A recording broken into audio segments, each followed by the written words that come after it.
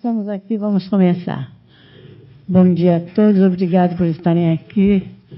Nós vamos falar hoje sobre principais questões jurídico-ambientais na indústria do petróleo. Vai ser muito interessante, com certeza.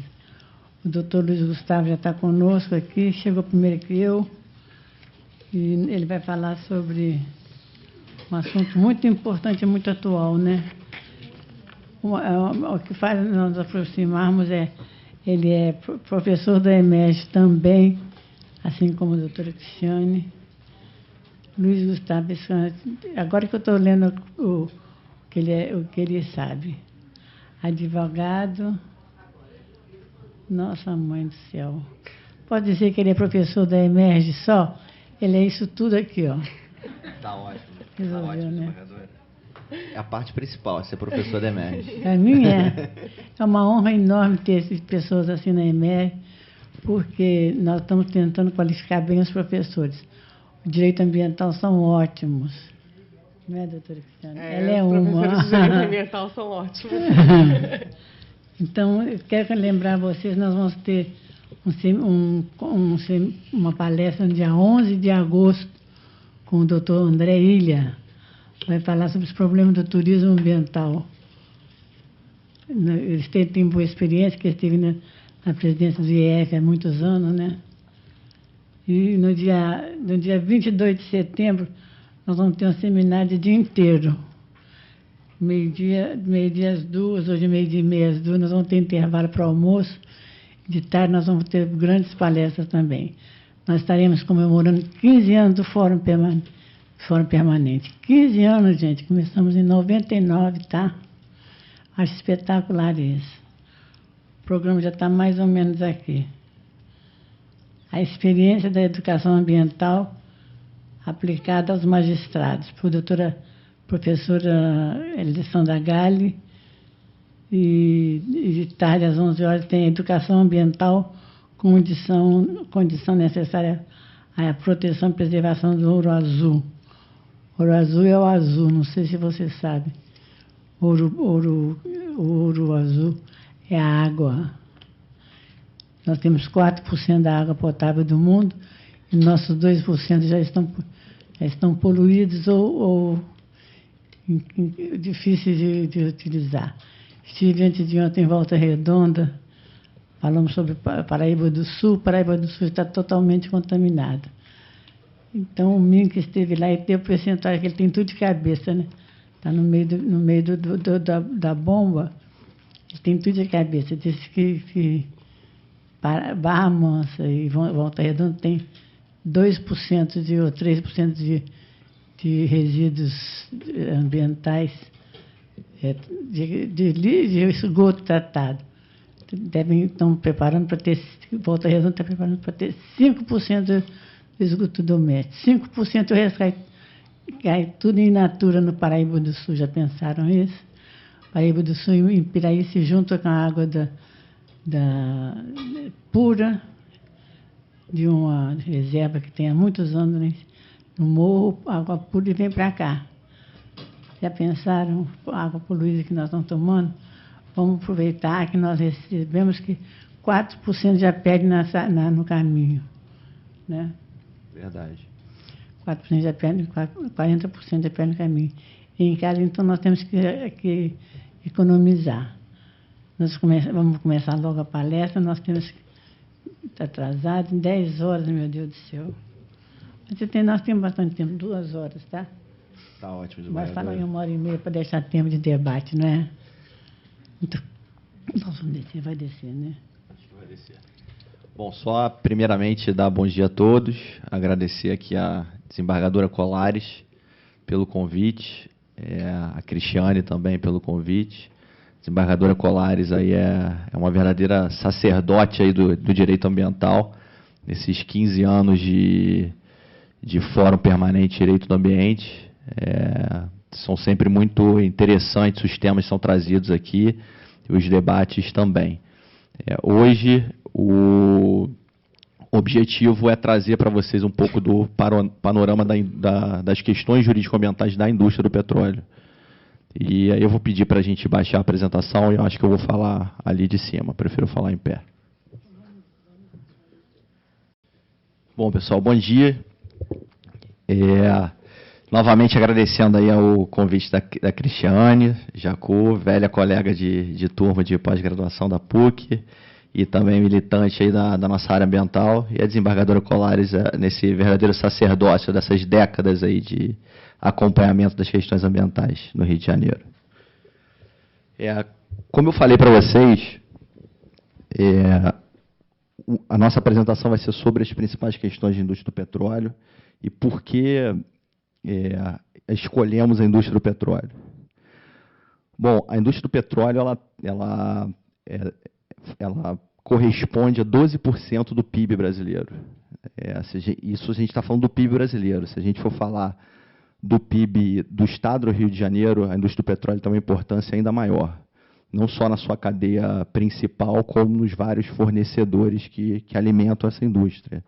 O Instituto Brasileiro do Petróleo tem dados de que em 2020 a indústria do petróleo vai corresponder a 20% da participação do PIB. Então, é uma indústria de extrema importância e nesse início de apresentação, como eu sei que muitos de vocês não conhecem tão bem a indústria do petróleo, a gente vai entender um pouco de como que essa indústria é dividida, as suas várias cadeias e etapas. A indústria do petróleo, naturalmente, ela tem um alto risco envolvido, seja um risco econômico, na exploração e produção de petróleo, furam-se muitos poços, perfuram-se muitos poços, até que efetivamente se encontre óleo, e depois ainda tem que se fazer uma série de avaliações comerciais para ver se esse óleo é economicamente viável. Então, existe um alto risco envolvido e um investimento de capital bastante relevante. O risco também é inerente em relação às questões ambientais. O risco ambiental da indústria do petróleo é uma questão que toda a indústria, se temos muitas pessoas que trabalham na indústria do petróleo, vão poder testemunhar de como que as questões, as avaliações de riscos, o monitoramento, o gerenciamento de riscos, é uma verdadeira religião daqueles que trabalham na indústria do petróleo. E esse é um setor regulado. A gente tem a Agência Nacional do Petróleo, do Petróleo, Gás e Biocombustíveis, tem uma abrangência de todos esses recursos naturais, e tem uma série de regulamentos, regulações, que têm que ser obedecidas no decorrer das atividades dessa indústria. A gente vai ver um pouco mais à frente que a questão dos avanços científicos e tecnológicos da indústria do petróleo são fundamentais. Esses avanços garantem maior segurança para as operações e esses avanços permitem algumas revoluções, como a gente está vendo hoje, um movimento ainda incipiente no Brasil, mas uma nova forma de explorar o que eles chamam de reservatórios não convencionais. Não sei quantos de vocês já acompanharam essas discussões, mas reservatórios não convencionais nos Estados Unidos, que existem previsões que em 10 a 15 anos os Estados Unidos vai ser um exportador de gás, ao invés de um importador de gás. Então, esses avanços tecnológicos e científicos, esse encontro de novas formas de explorar o recurso natural, eles acompanham o desenvolvimento da indústria e são fundamentais e mudam, inclusive, a geopolítica global. É isso que a gente está vivendo hoje. E o Brasil começa a dar os seus primeiros passos na exploração. Se fala muito de pré-sal, mas começa a dar os seus primeiros passos na exploração dessas acumulações não convencionais. A gente vai entender um pouco melhor do que se trata. Então, isso aqui é um pouco do sumário da nossa apresentação de hoje. Deixa eu falar um pouco, para aqueles que não conhecem muito bem a indústria do petróleo, situar as diversas cadeias dessa indústria, o que é alguns jargões da indústria do petróleo, como upstream, downstream, o que significam esses jargões, que parte da cadeia da indústria, a que parte da cadeia da indústria eles corresponde. Vai em seguida falar um pouco do direito ambiental internacional e também de como a indústria do petróleo e gás foi regulada internacionalmente, e vai verificar que existe uma grande influência na construção do direito ambiental internacional para a construção da legislação brasileira. Então, a gente vai ver aqui que muito do que foi construído, do arcabouço construído para a indústria do petróleo no Brasil, bebeu na fonte de normas e convenções internacionais, e a indústria, historicamente, também foi bastante reativa, seja no cenário internacional, seja no brasileiro, ao produzir legislações depois que grandes acontecimentos viessem a ocorrer. A gente vai ver um pouco desse histórico. Numa transição dessa influência da legislação internacional, do direito ambiental internacional no direito ambiental brasileiro, a gente vai falar um pouco mais sobre, eu não sei se todos aqui conhecem profundamente de direito ambiental, mas a gente vai tentar entender um pouco dos principais princípios do direito ambiental brasileiro e cuidar aí de dois grandes temas que são os temas de maior preocupação da indústria do petróleo, são as responsabilidades ambientais e o licenciamento ambiental. A gente vai entender do que se tratam esses dois temas e vai mergulhar um pouco nas principais questões, nos principais debates, no que enfrentam aqueles que estão no dia a dia da indústria do petróleo e como que isso pode se desenvolver.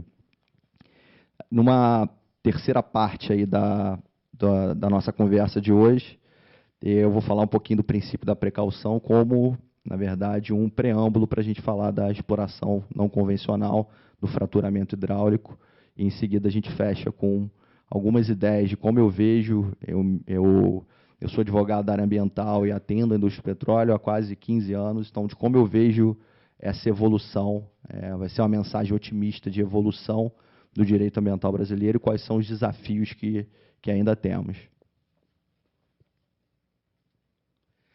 Bom, pessoal, então a indústria do petróleo ela se divide basicamente em três setores. Ela tem uma parte, e aí, muitas das vezes, tem empresas dedicadas somente a alguns desses setores.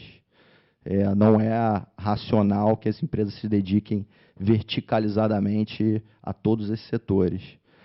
Só para dar um exemplo para vocês, a Shell, que realizava exploração e produção, que tinha os combustível, a Shell em si saiu dos postos de combustível, você continua vendo o posto de combustível da Shell, mas é uma outra empresa que se dedica a esse downstream. É uma empresa chamada Raízen, foi criada há uns 4 anos atrás, que se dedicam à produção do etanol e ao downstream, à comercialização desses combustíveis. Então, a Shell hoje no Brasil, a Shell propriamente dita, está dedicada ao upstream, à exploração e produção. Então, a indústria basicamente é dividida em upstream, que é a exploração e produção, o midstream, que são as atividades de refino e beneficiamento desses recursos naturais, do gás e do petróleo, e o downstream, que é a distribuição e a comercialização desses recursos depois de beneficiados. Dentro do upstream, a gente tem a fase de exploração e a fase de produção. A fase de exploração é a fase onde os riscos econômicos são mais verificáveis. E essa fase de exploração, ela se divide numa primeira etapa que se chama levantamentos sísmicos. Para vocês entenderem um pouco melhor o que são esses levantamentos sísmicos, são canhões, seja no passado eram canhões de ar, em alguns outros momentos foram canhões até dinamitações quando em terra, e às vezes se utilizava até esses explosivos no mar. Isso hoje não se utiliza na indústria do petróleo, pelo menos no mar, esses explosivos. E hoje se utiliza tecnologia de ondas eletromagnéticas. Então, basicamente, o que acontece, isso aqui tenta um pouco explicar como é que se seleciona, qual é o objetivo da atividade sísmica. O objetivo da atividade sísmica é encontrar o ponto adequado para fazer a perfuração. E esses navios, eles tem tiros aqui, essa parte de baixo aí mais escura, que dão esses verdadeiros tiros de ondas eletromagnéticas. Essas informações rebatem nas camadas geológicas e retornam até esse emaranhado aqui de captadores, sensores dessas informações que fazem uma leitura e conseguem dar alguma indicação de qual o melhor ponto para fazer a perfuração. Então, esse é bem o início da exploração de petróleo e gás. A gente vai ver um pouco mais à frente que essa atividade sísmica, uma das dúvidas que se tinha é se essa atividade sísmica pode causar algum impacto ao meio ambiente. Então, o princípio da precaução, que a gente já vai entender um pouco melhor do que se trata, uma das primeiras vezes que ele foi invocado no Brasil foi nas discussões sobre licencia-se ou não licencia-se, se conduz o licenciamento ambiental dessa atividade, ou essa atividade, o licenciamento ambiental é inexigível. Uma das primeiras um dos primeiros momentos que o princípio da precaução entrou foi nessa discussão, e exigia-se o licenciamento ambiental, apesar de não existir um dispositivo legal específico que invocasse, que demandasse que essa atividade fosse licenciada, muito baseado no princípio da precaução. Seguindo aí nessa fase de exploração ainda, na indústria do petróleo, depois de definido os melhores locais para realizar a perfuração de poços de petróleo, realiza-se a perfuração. E duas coisas podem acontecer. Se nada se descobre, já se perdeu um dinheiro, uma quantidade de capital investido imenso, e se buscam outras áreas ou outros pontos. Se existe uma descoberta de óleo ou de gás, faz-se uma avaliação dessa descoberta para tentar entender se ela é ou não é comercial. Se ela não é comercial, apesar de existir um reservatório de recursos naturais ali, de existir gás, de existir óleo, se parte para exploração em algum outro local. Então, só se passada pela etapa do levantamento sísmico, onde se definiu o melhor local para perfurar, se perfurou e encontrou óleo. E aí os percentuais de sucesso dessas iniciativas variam muito conforme o local, variam muito conforme o tipo de acumulação, variam muito em relação a que tipo de recurso natural se pretende encontrar. Então, os dados são bastante misturados. Então, passado tudo isso, se encontra finalmente óleo e gás numa quantidade com características tais que valem a pena explorar comercialmente, aí sim se começa o desenvolvimento e produção, a segunda etapa do upstream. Então, aí que se parte para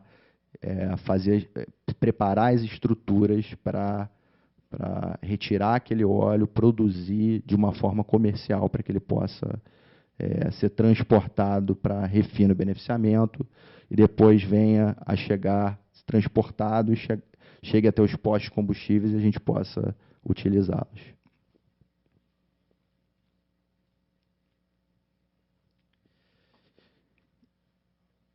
Então, a gente vai falar aqui ao longo dessa nossa próxima hora e meia, sobre as principais questões ambientais que afetam essas diversas indústrias.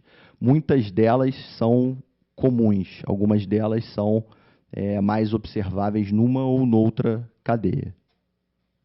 etapa da cadeia. Então, como eu adiantei para vocês, o direito ambiental internacional, ele reagiu a grandes incidentes, a grandes acidentes que aconteceram internacionalmente.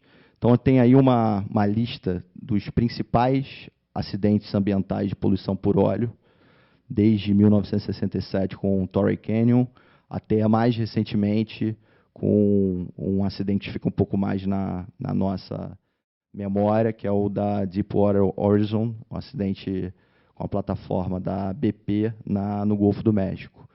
E cada um desses acidentes, vocês podem ver as principais datas, acabaram por gerar a adoção de convenções internacionais sempre preocupadas em reagir, em trazer mais elementos, em trazer mais segurança para as operações da indústria do petróleo. Então, depois do acidente Torrey Canyon, se pensou em criar uma convenção internacional para responsabilização civil por poluição por óleo. Um pouco mais à frente, não está aqui listada, mas criou-se um fundo internacional que as empresas de petróleo, aquelas que lidam com exploração e produção, aqueles que transportam petróleo também, têm que aportar recursos para, no caso de um acidente, ter uma garantia de que vai haver a reparação do meio ambiente. Outros acidentes aí geraram a adoção de uma Convenção Internacional para a Prevenção e Poluição causada por navios, a MARPOL. Essa MARPOL se desdobrou em diversas resoluções e hoje uma das grandes determinações dessa MARPOL é que os navios têm um casco duplo. Então, os navios que lidam com transporte de óleo e gás, eles têm que ter casco duplo. Se acontece um acidente, algum acidente, aquele recurso natural fica contido. E, mais recentemente, em 90, depois do acidente do Exxon Valdez, esse acidente do Exxon Valdez aconteceu lá no Alasca, o meio ambiente, na época que noticiavam o acidente, em 2010, noticiavam o acidente da BP no Golfo do México, fizeram algumas reportagens sobre como está o meio ambiente do Alasca por conta do acidente do Exxon Valdez em 89. E, em 2010, verificava-se que o meio ambiente não tinha se recuperado integralmente daquele acidente em 89. Então, em 90, foi criada uma convenção para prevenção, resposta e cooperação em casos de poluição por óleo. Então, foi só em 90, relativamente recente. É essa convenção que invoca que determina que todas as plataformas, os portos,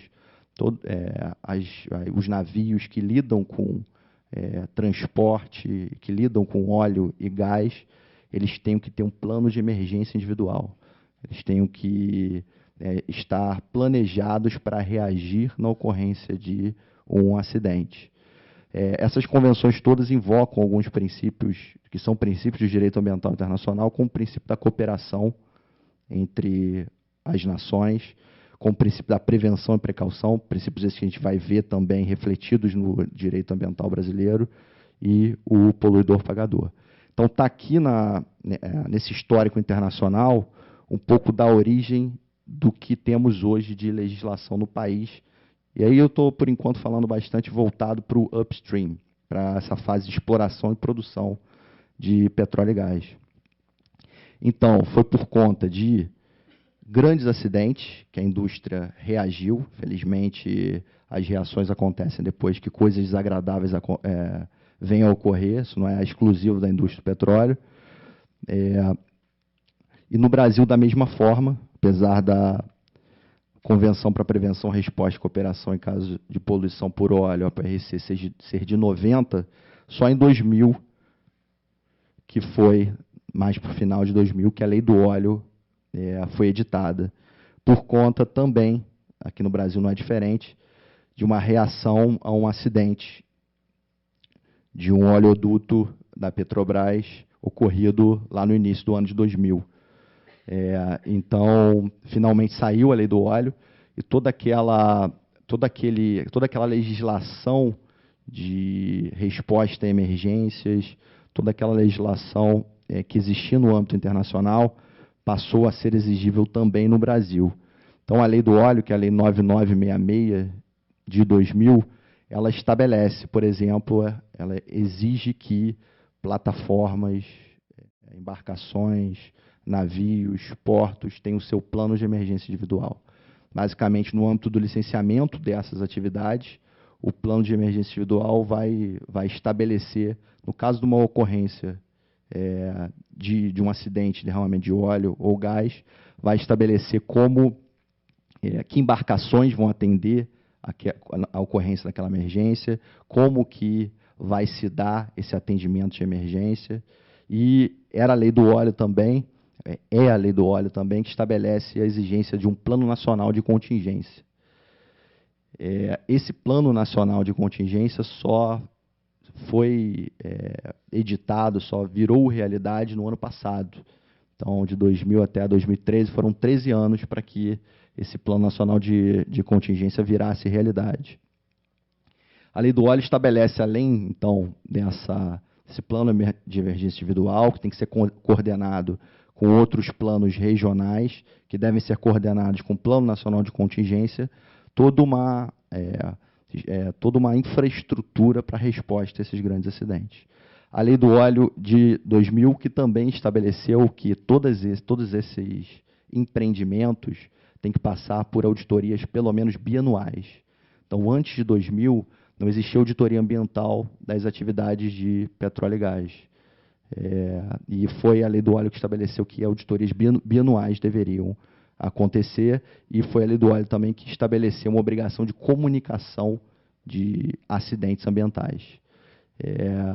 Se você pensar, aqueles que lidam um pouco mais com direito ambiental no dia a dia, a obrigação de comunicar um acidente, ela é muito imprecisa na legislação brasileira para quase todas as indústrias, para quase todas as cadeias. Mas tem uma cadeia que tem a obrigação de reportar, de comunicar de uma forma bem clara, ela existe. Talvez não se saiba exatamente como e exatamente em que momento, quando, mas existe claramente uma obrigação de reportar e de comunicar. Ela está expressa na Lei do Óleo e ela até acaba repercutindo em opiniões jurídicas que se dão a outras cadeias, se toma emprestado esse exemplo concreto e se faz uma leitura dos objetivos, da finalidade do arcabouço jurídico ambiental brasileiro.